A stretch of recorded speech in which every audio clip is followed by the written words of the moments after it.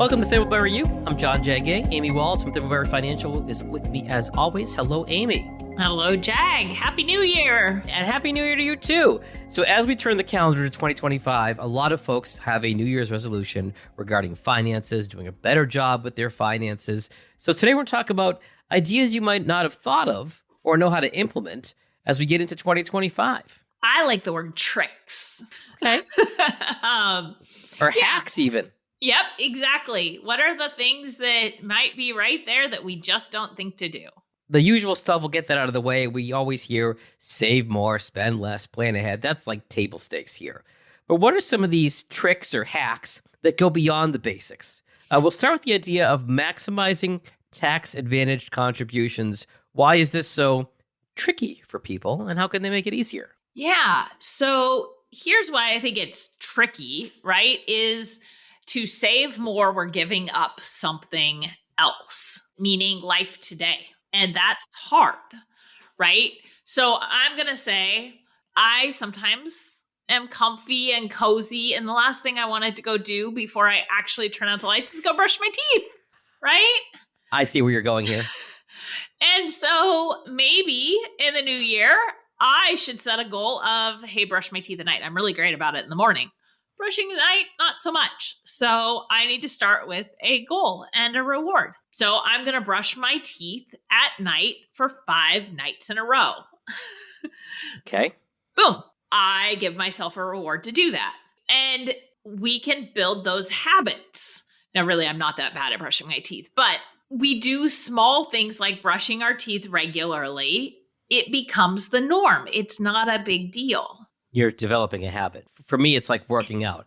If I get out of the routine, it's so hard to get back on that bike behind me. But if I do it enough days in a row or work out in general enough days in a row, my body starts to do it.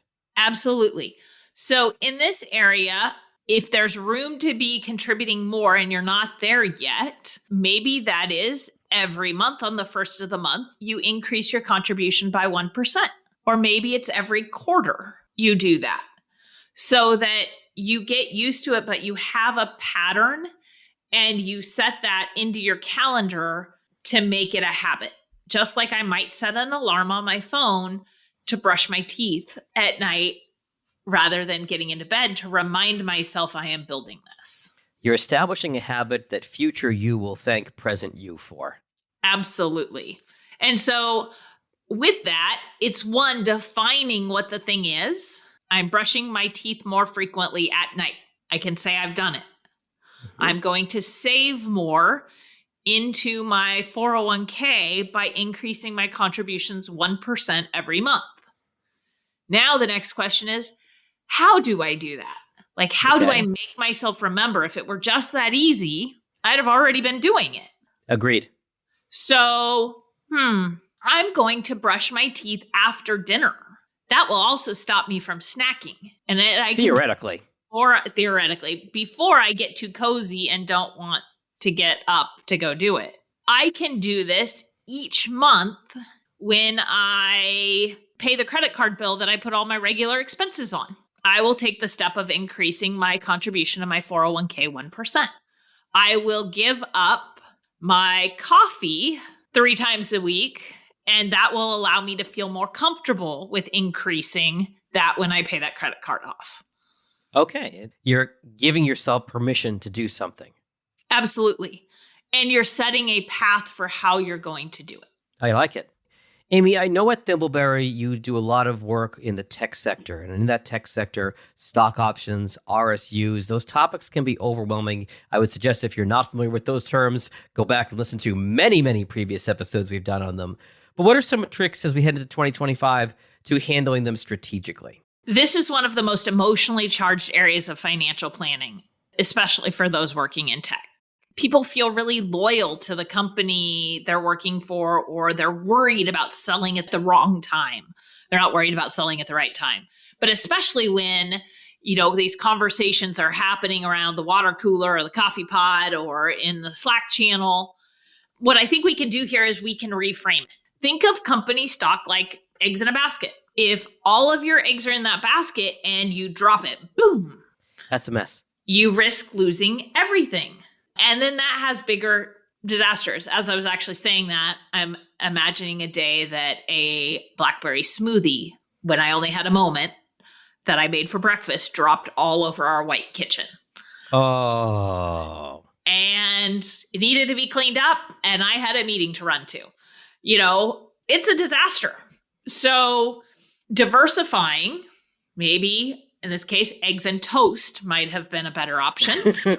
Or smoothies and toast. More than the company stock is it's just the way to reframe and think, I don't want to have everything in this one company.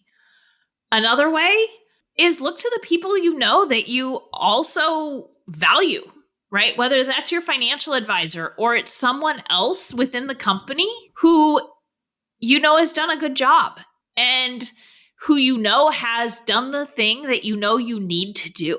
Don't ask the person who hasn't done it. Ask the person that has done it and how they approached it and why they thought about it the way they thought. That can help you feel less alone and obviously give you some new ideas to consider. For sure. Another trick here, and I think this is the big hack on this once you get past the emotional, is to already know where the proceeds are going to go from selling that stock before you sell it. Okay. So perhaps this money is for my future.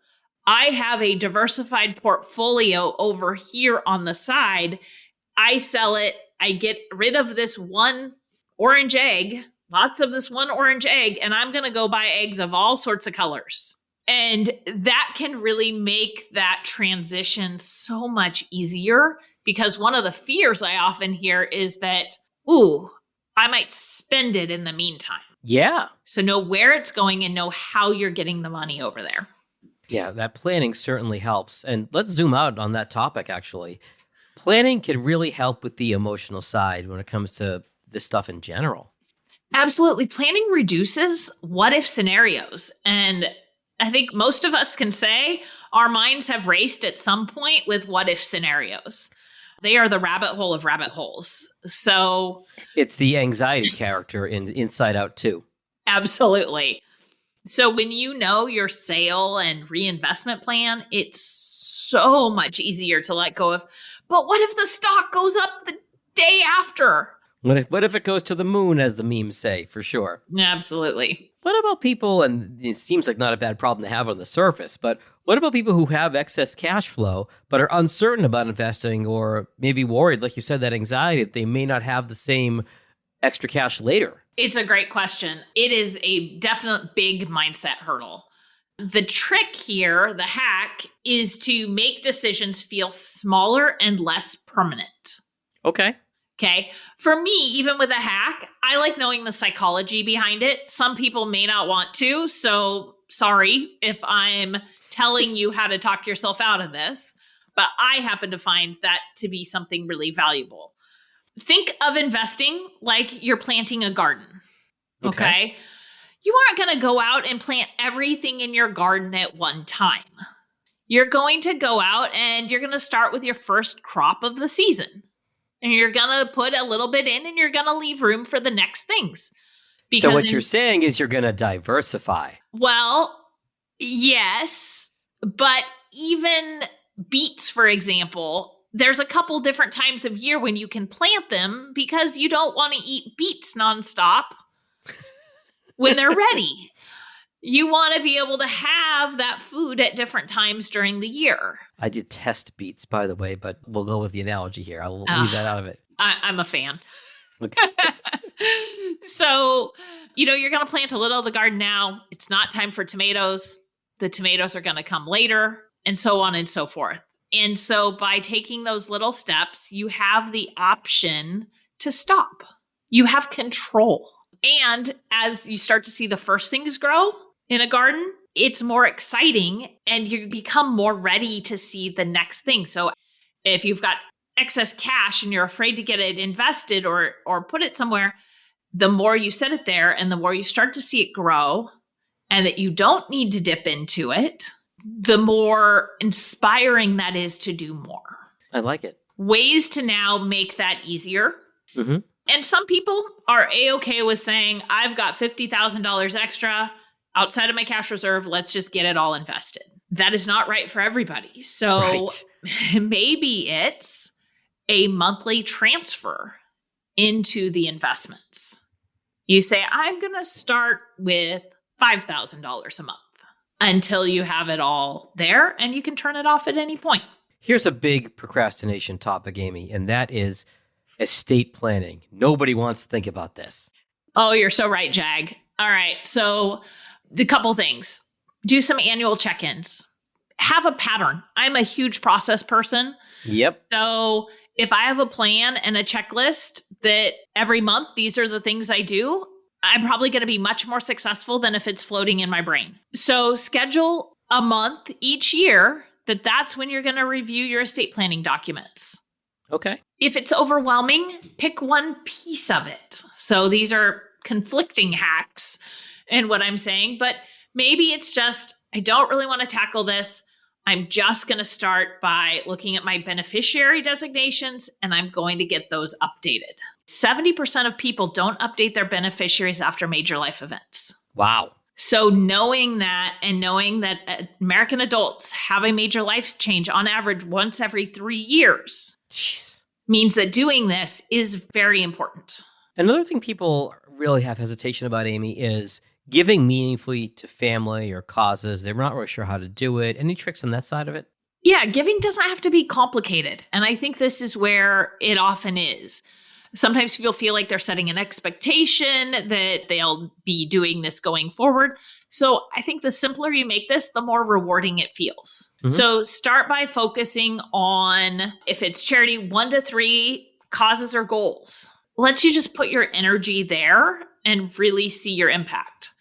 So maybe use donor advised funds. So you got started with having money set aside for charity, but you can decide actually what charity is going to get it later. So it takes the pressure off of that ultimate of making decisions immediately. I talked about when you're giving to family, it can set expectations. Yes. But maybe just have family conversations around goals and aspirations, and also their charitable giving and their desires to give money to people. That can help avoid some financial strain.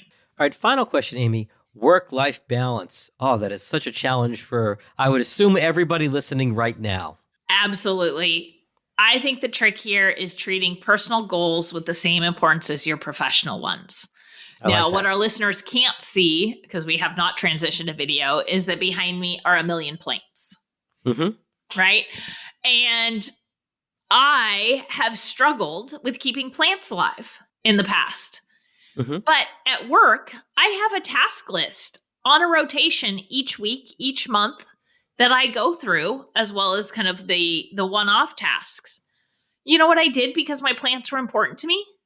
I put watering them on my weekly list. There you go. For a very specific day so that my office is happy. So I am happy looking around at the plants. So work-life balance, treat your personal life like your professional life. Give your commitments the same importance. That means blocking vacation time on your calendar before you do anything else. Make it a non-negotiable part of your year. Yeah. And then go seek that time off. Part of work-life balance means setting aside the money to have the fun. For sure. So maybe earmark a bank account specifically for that purpose and set money aside on an ongoing basis. I like it. Another option, delegate. Hire someone to plan the trip for you so that you can enjoy it more and don't have the stress of needing to pick everything yourself if that's what's getting in your way. I'm so bad at delegating when it comes to work, but now that's a great idea. Delegate work and personal. It goes back to the same theme you're talking about here. Put the same emphasis on your personal as you do on your professional. Absolutely. Yeah, the goal of this whole podcast is help you achieve what you want to, your financial success in 2025. And that's going to look different for everybody. So if one of our listeners wants to come talk to you and your team, Amy, at Thimbleberry Financial about their specific goals, how do they best find you? They can reach us online at thimbleberryfinancial.com or by giving us a call at 503-610-6510. Awesome stuff as always. Again, Happy New Year. We'll talk soon. Happy New Year. Thanks. Securities offered through registered representatives of Cambridge Investment Research, Inc., a broker-dealer member FINRA SIPC. Advisory services through Cambridge Investment Research Advisors, Inc., a registered investment advisor. Cambridge and Thimbleberry Financial are not affiliated. Discussions in this show should not be construed as specific recommendations or investment advice. Always consult with your investment professional before making important investment decisions. Securities offered through registered representatives of Cambridge Investment Research, Inc., a broker-dealer member FINRA SIPC. Advisory services through Cambridge Investment Research Advisors, Inc., a registered investment advisor. Cambridge and Thimbleberry Financial are not affiliated.